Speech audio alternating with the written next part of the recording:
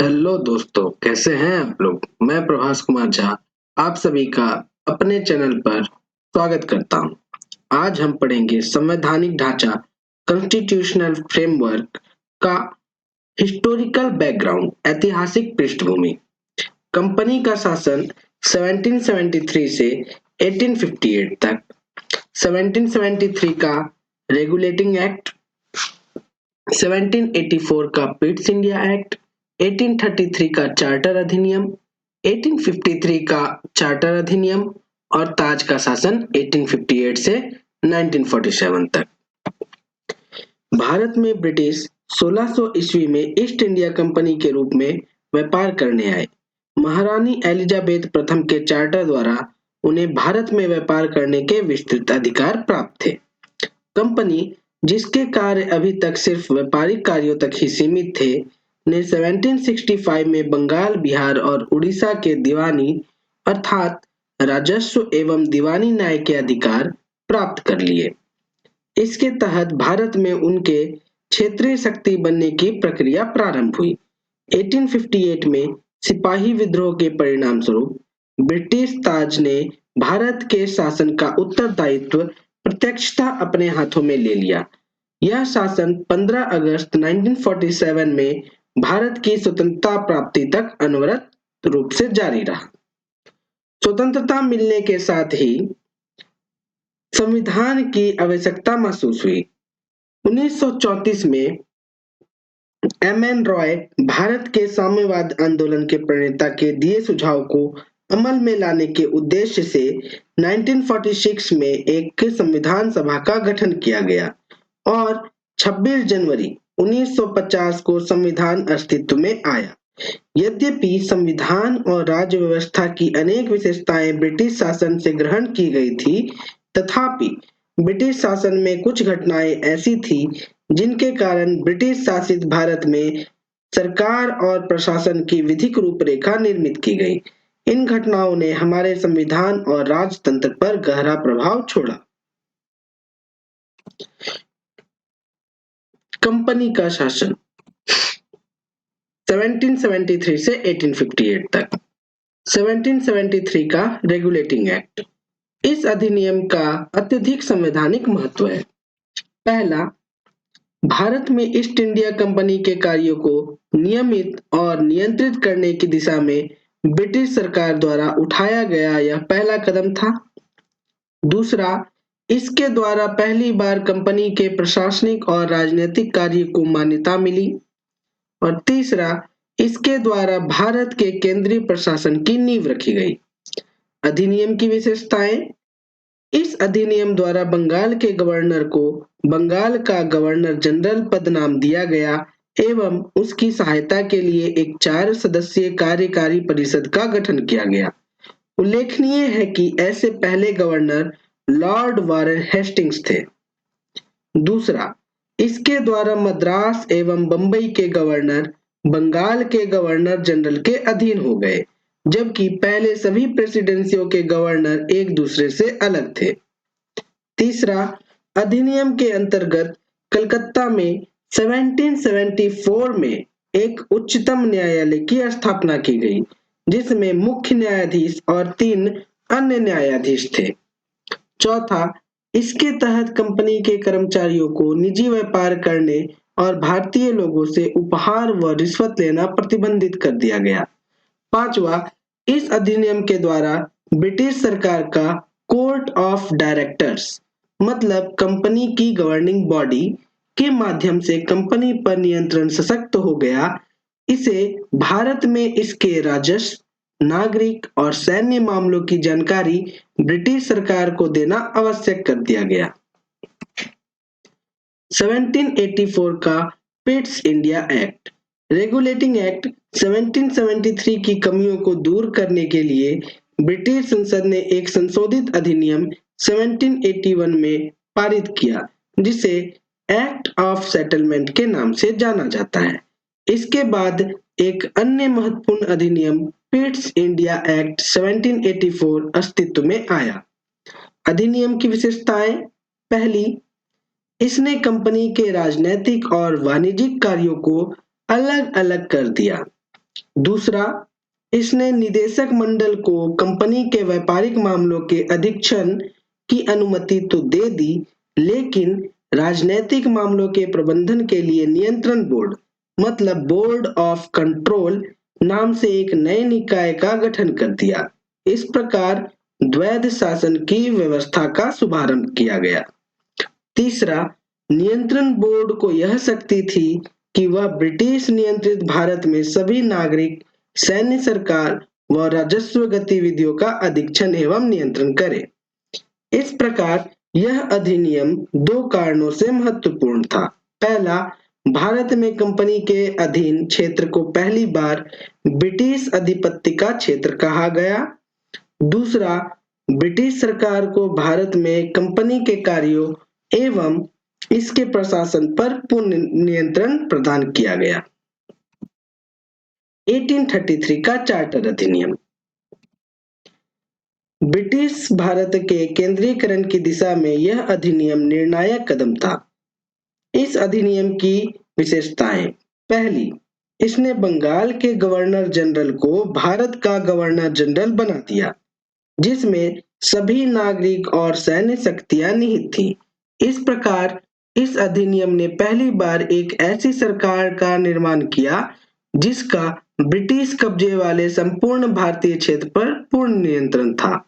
Lord William Bentinck Bharat के प्रथम governor general थे। दूसरा, इसने मद्रास और बंबई के गवर्नरों को विधायिका संबंधी शक्ति से वंचित कर दिया। भारत के गवर्नर जनरल को पूरे ब्रिटिश भारत में विधायिका के असीमित अधिकार प्रदान कर दिए गए। इसके अंतर्गत पहले बनाए गए कानूनों को नियामक कानून कहा गया और नए कानूनों के तहत बने कानूनों को एक्ट या अधिनियम कहा गया। तीसरा, ईस्ट इंडिया कंपनी की एक व्यापारिक निकाय के रूप में की जाने वाली गतिविधियों को समाप्त किया गया। अब यह विशुद्ध रूप से प्रशासनिक निकाय बन गया। इसके तहत कंपनी के अधिकार वाले क्षेत्र ब्रिटिश राजशाही और उसके उत्तराधिकारियों के विश्वास के तहत ही कब्जे में रह गए। चौथा, चार्टर एक्ट 1833 ने सिविल सेवकों के चयन के लिए खुली प्रतियोगिता का आयोजन शुरू करने का प्रयास किया। इसमें कहा गया कि कंपनी में भारतीयों को किसी पद, कार्यालय और रोजगार को हासिल करने से वंचित नहीं किया जाएगा। हालांकि कोर्ट ऑफ डायरेक्टर्स के विरोध के कारण इस प्रावधान को समाप्त कर दिया गया। 1853 का चार्टर अधिनियम 1793 से 1853 के दौरान ब्रिटिश संसद द्वारा पारित किए गए चार्टर अधिनियमों की श्रृंखला में यह अधिनियम अंतिम था। संवैधानिक विकास की दृष्टि से यह अधिनियम एक महत्वपूर्ण अधिनियम था। अधिनियम की विशेषताएं: पहली, इसने पहली बार गवर्नर जनरल की परिषद के विधायी एवं प्रशासनिक कार्यों को अलग-अलग कर दिया।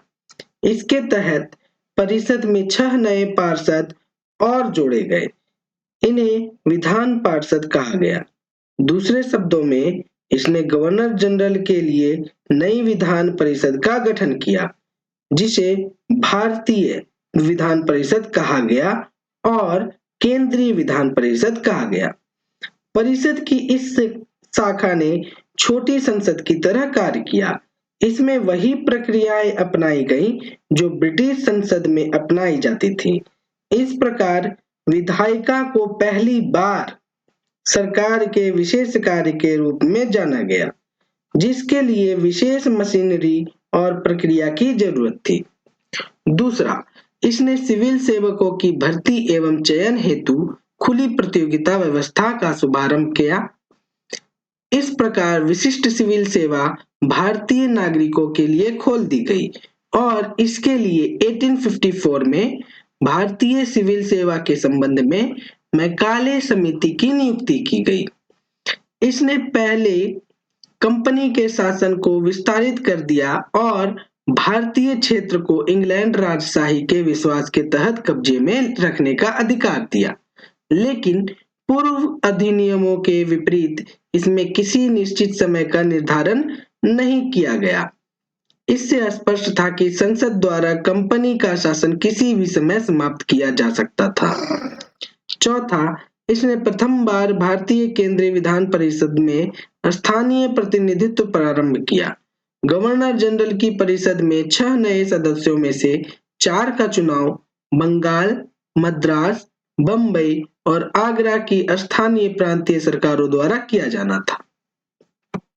ताज का शासन 1858 से 1947 तक। 1858 का भारत शासन अधिनियम। इस महत्वपूर्ण कानून का निर्माण 1857 के विद्रोह के बाद किया गया, जिसे भारत का प्रथम स्वतंत्रता संग्राम या सिपाही विद्रोह भी कहा जाता है।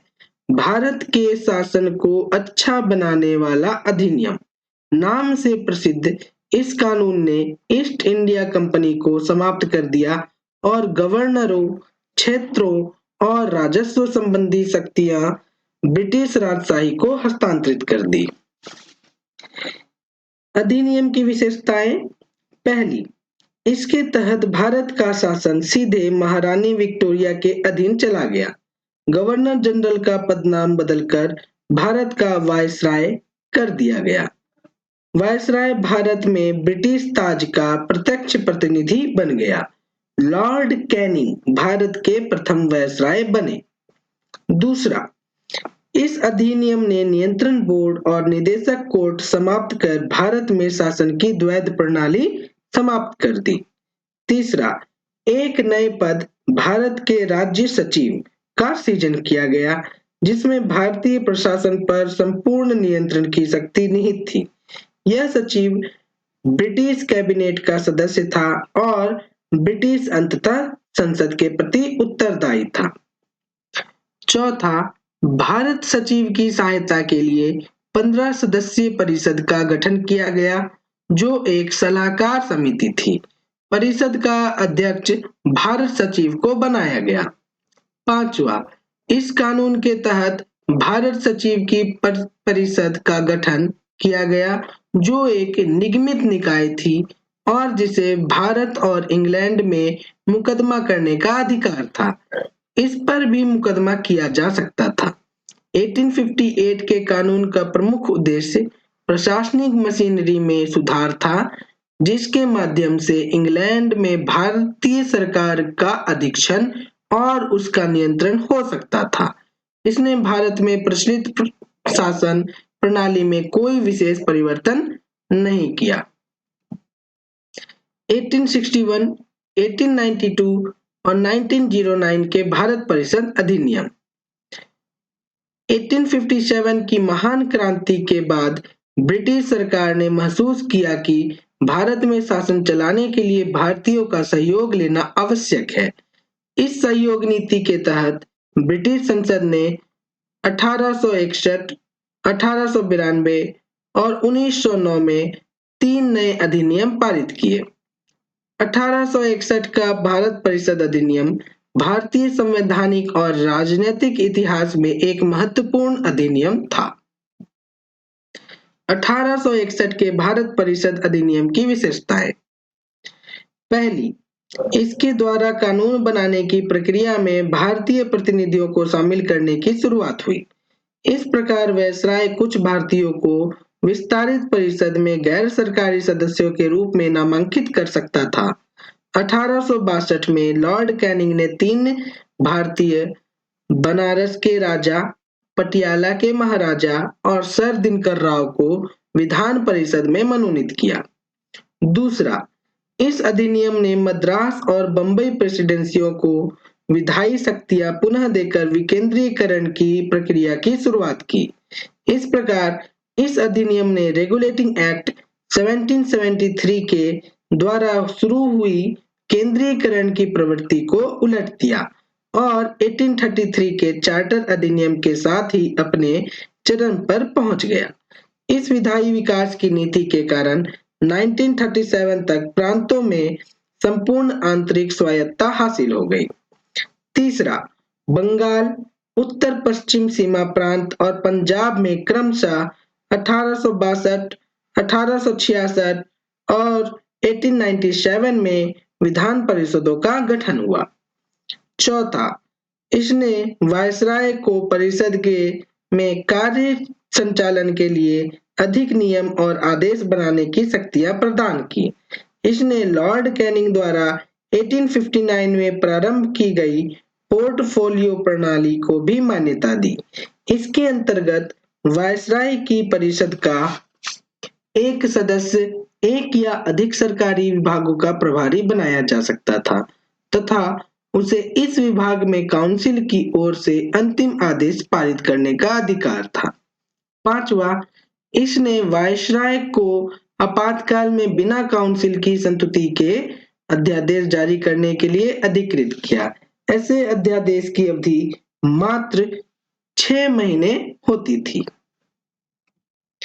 1892 के अधिनियम की विशेषताएं।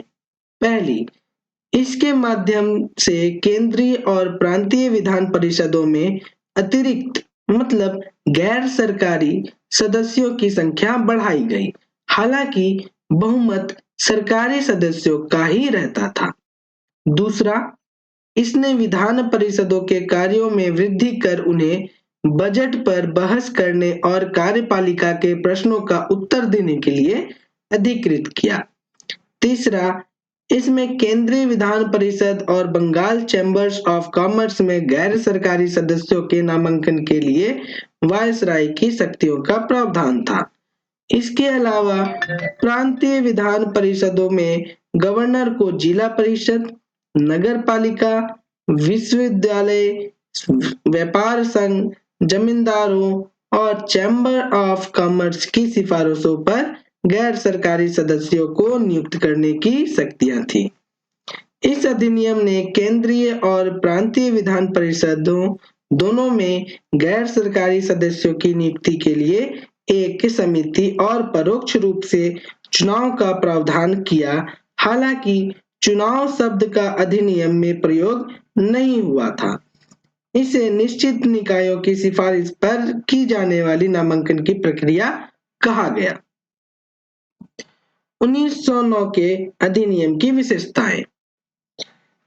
इस अधिनियम को मार्ले मिंटो सुधार के नाम से भी जाना जाता है। उस समय लॉर्ड मार्ले इंग्लैंड में भारत के राज्य सचिव थे और लॉर्ड मिंटो भारत में वायसराय थे। पहली, इसने केंद्रीय और प्रांतीय विधान परिषदों में आकार में काफी वृद्धि हुई। केंद्रीय परिषद में इनकी संख्या 16 से 60 हो गई, 60। प्रांतीय विधान परिषदों में इनकी संख्या एक समान नहीं थी। दूसरा, इसने केंद्रीय परिषद में सरकारी बहुमत को बनाए रखा, लेकिन प्रांतीय परिषदों में गैर सरकारी सदस्यों के बहुमत की अनुमति थी। तीसरा, इसने दोनों तरफों से विधान परिषदों के चर्चा कार्य का दायरा बढ़ाया। उदाहरण के तौर पर अनुपूरक प्रश्न पूछा, बजट पर संकल्प रखना आदि। चौथा, इस अधिनियम के अंतर्गत पहली बार किसी भारतीय को वायसराय और गवर्नर की कार्य परिषद के साथ एसोसिएशन बनाने का प्रावधान किया गया। सत्येंद्र प्रसाद सिन्हा वायसराय की कार्यपालिका परिषद के प्रथम भारतीय सदस्य बने, ने विधि सदस्य बनाया गया था। पांचवा, इस अधिनियम ने पृथक निर्वाचन के आधार पर मुस्लिमों के लिए सांप्रदायिक प्रतिनिधित्व का प्रावधान किया। इसके अंतर्गत मुस्लिम सदस्यों का चुनाव मुस्लिम मतदाता ही कर सकते थे। इस प्रकार इस अधिनियम ने सांप्रदायिकता को वैधानिकता प्रदान की और लॉर्ड मिंटो को सांप्रदायिक निर्वाचन के जनक के रूप में जाना गया। छठा, इसने presidency corporation, chambers of commerce, विश्वविद्यालयों और जमींदारों के लिए एक अलग प्रतिनिधित्व का प्रदान किया।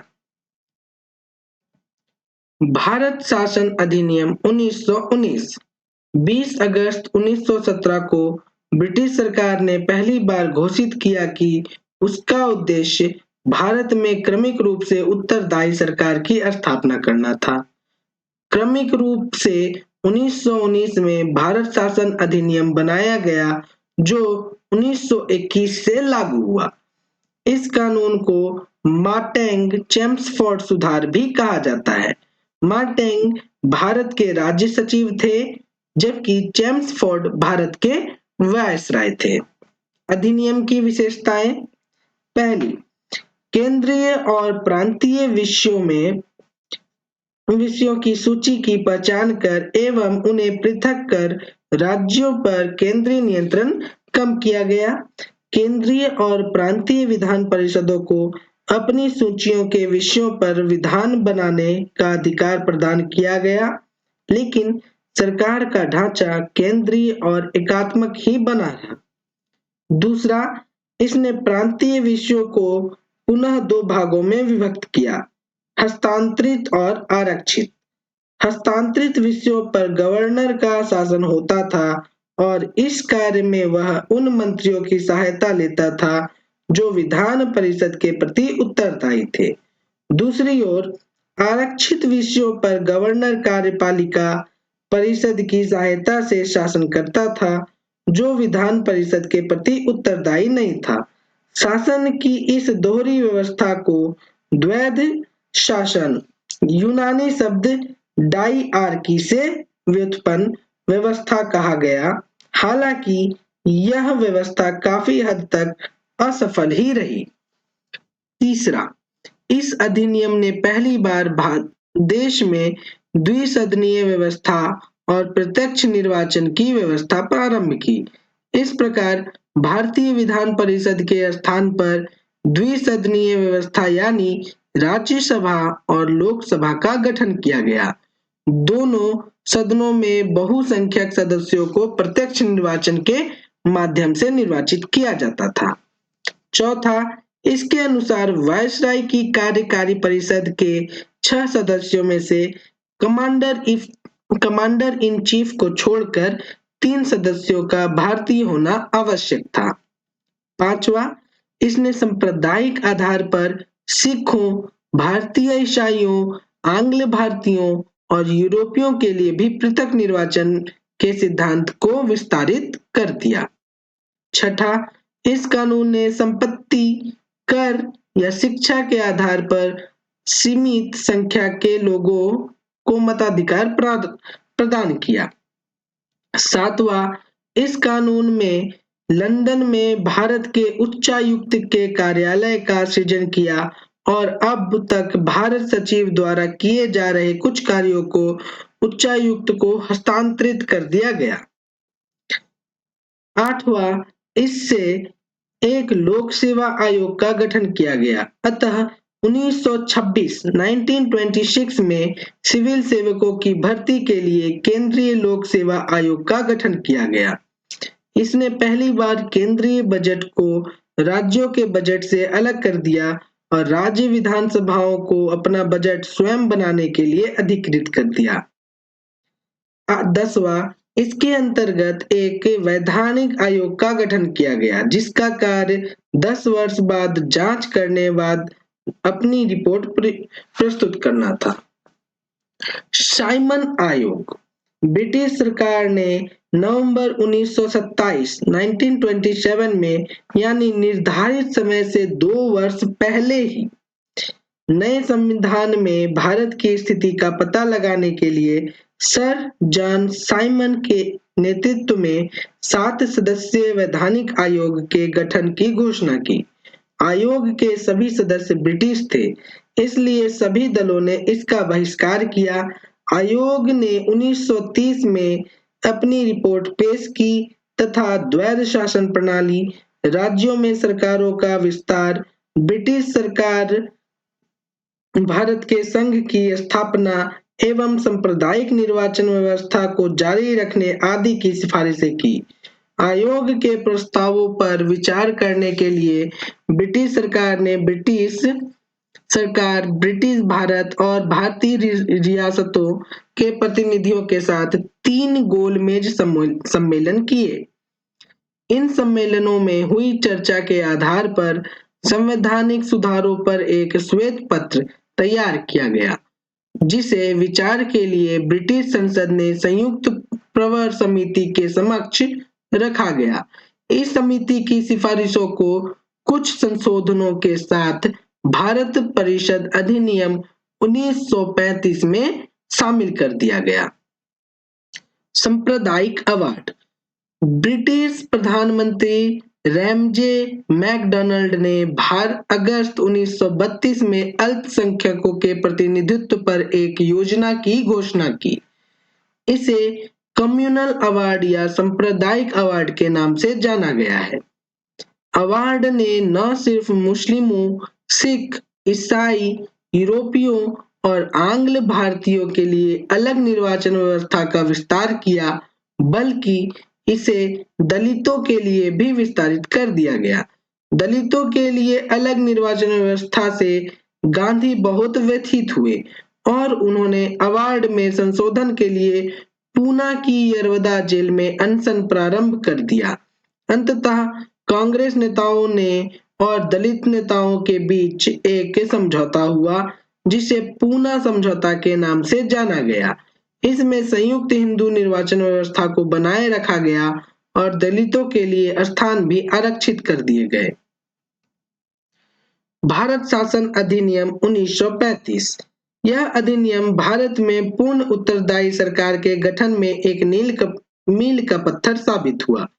यह एक लंबा और विस्तृत दस्तावेज था जिसमें 321 धाराएं और 10 अनुसूचियां थी। अधिनियम की विशेषताएं। इसने अखिल भारतीय संघ की स्थापना की, जिसमें राज्य और रियासतों को एक इकाई की तरह माना गया। अधिनियम ने केंद्र और इकाइयों के बीच 3 सूचियां, संघीय सूची, राज्य सूची और समवर्ती सूची के आधार पर शक्तियों का बंटवारा किया। अवशिष्ट शक्तियां वायसराय को दे दी गई। हालांकि यह संघीय व्यवस्था कभी अस्तित्व में नहीं आई, क्योंकि देशी रियासतों ने इसमें शामिल होने पर इनकार कर दिया था। दूसरा, इसने प्रांतों में द्वैध शासन व्यवस्था समाप्त कर दी तथा प्रांतीय स्वायत्तता का शुभारंभ किया। राज्यों को अपने दायरे में रहकर स्वायत्त तरीके से 3 पृथक क्षेत्रों में शासन का अधिकार दिया गया। इसके अतिरिक्त अधिनियम ने राज्यों में उत्तरदायी सरकार की स्थापना की, यानी गवर्नर को राज्य विधान परिषद के लिए उत्तरदायी मंत्रियों की सलाह पर काम करना आवश्यक था। यह व्यवस्था 1937 में शुरू की गई और 1939 में समाप्त कर दिया गया।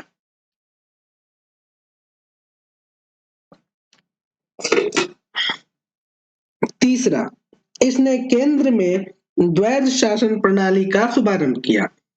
परिणामतः संघीय विषयों को हस्तांतरित और आरक्षित विषयों में विभक्त करना पड़ा। हालांकि यह प्रावधान कभी लागू नहीं हो सका। चौथा, इसने 11 राज्यों में 6 में से द्विसदनीय व्यवस्था प्रारंभ की। इस प्रकार बंगाल, बंबई, मद्रास, बिहार, संयुक्त प्रांत और असम में द्विसदनीय विधान परिषद और विधानसभा बन गई। हालांकि इन पर कई प्रकार के प्रतिबंध थे।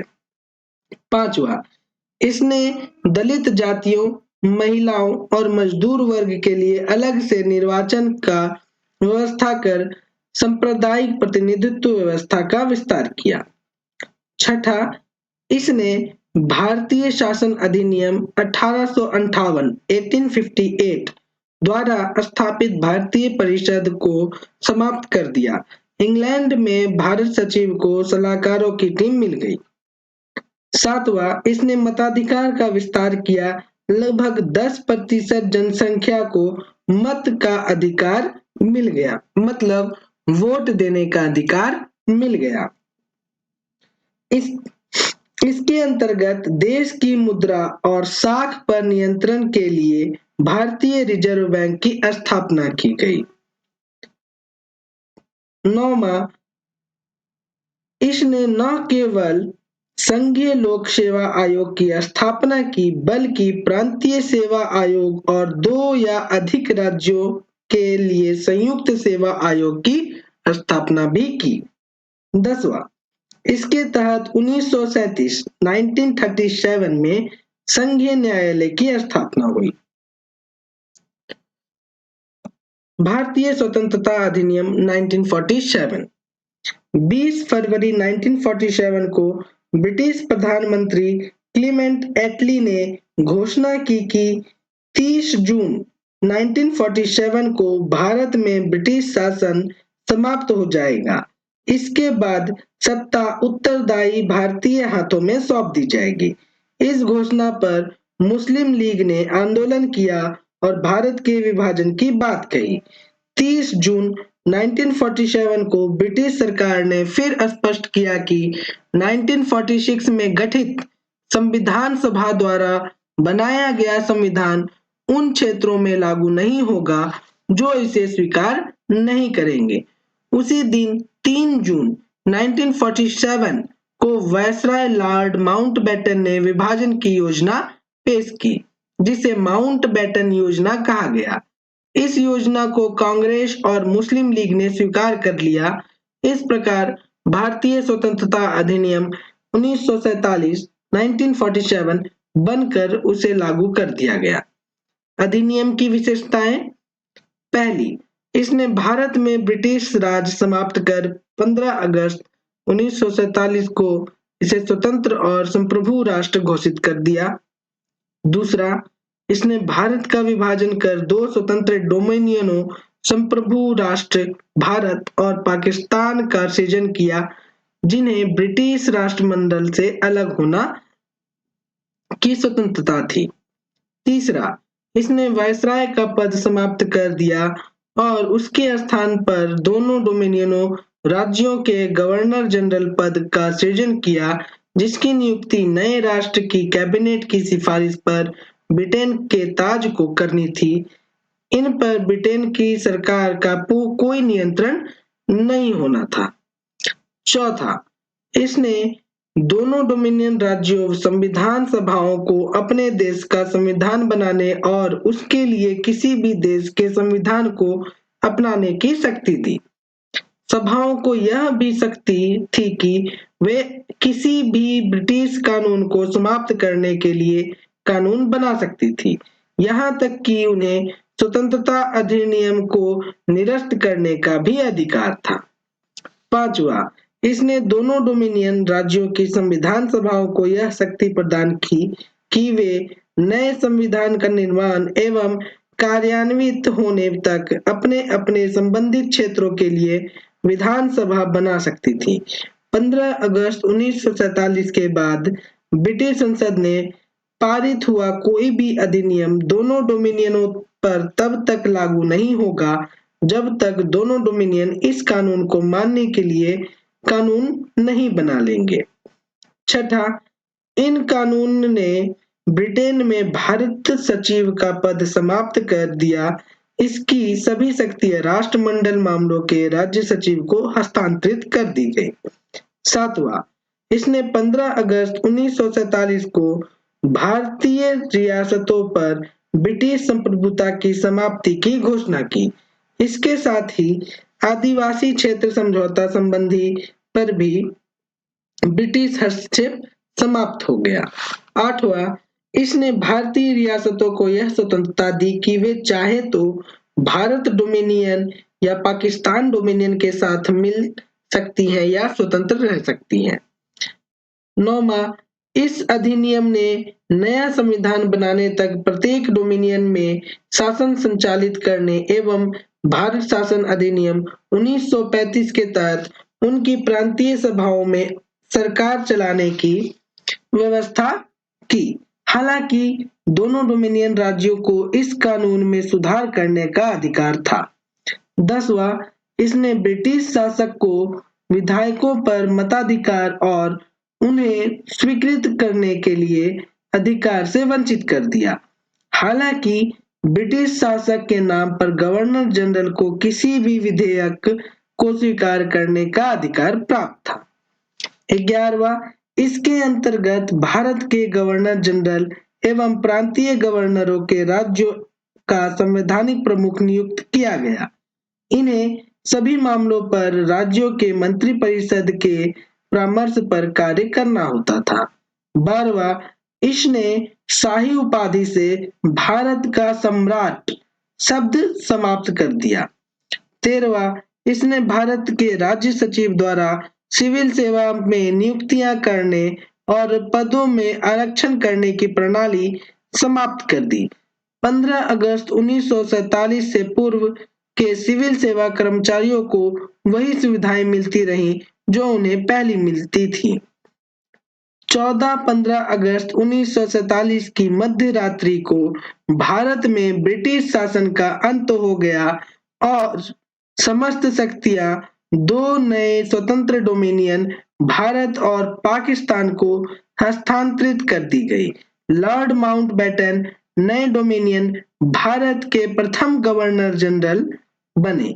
उन्होंने जवाहरलाल नेहरू को भारत के पहले प्रधानमंत्री के रूप में शपथ दिलाई। 1946 में बनी संविधान सभा को स्वतंत्र भारतीय डोमिनियन के संसद के रूप में स्वीकार कर लिया गया। धन्यवाद। अगर आपको ये वीडियो अच्छा लगा तो सब्सक्राइब और शेयर करें। मिलते हैं आपसे नेक्स्ट वीडियो में।